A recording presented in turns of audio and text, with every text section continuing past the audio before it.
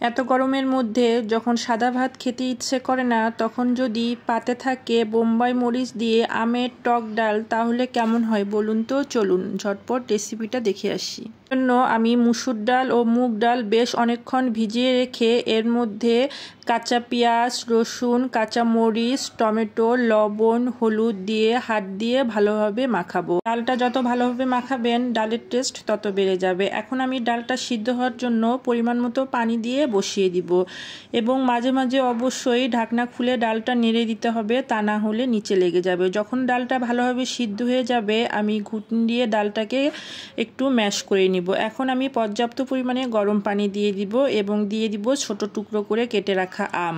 তারপরে কিছুক্ষণ জাল হওয়ার পরে আমি একটি বোম্বাই মরিচ বড় বড় করে কেটে দিব।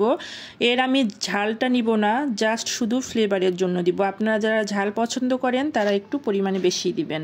ডালে বলক উঠলে নামিয়ে আমি এখন বাগার দিব। এর জন্য কড়াইয়ের মধ্যে তেল, পেঁয়াজ, রসুন ও বোম্বাই মরিচ দিয়ে ভালোভাবে বাদামি করে ভেজে আমি ডালগুলো দিয়ে দিব। এখানে আমি কোনো পাঁচফোড়ন ব্যবহার করব না এবং কয়েকটি আমকে ম্যাশ করে দিব, তাহলে ডালটার মধ্যে হালকা টক ভাব আসবে, যা খেতে অসাধারণ লাগে। এখন কিছুক্ষণ জাল দিয়ে ডালটা নামিয়ে সাদা ভাতের সাথে পরিবেশন করব।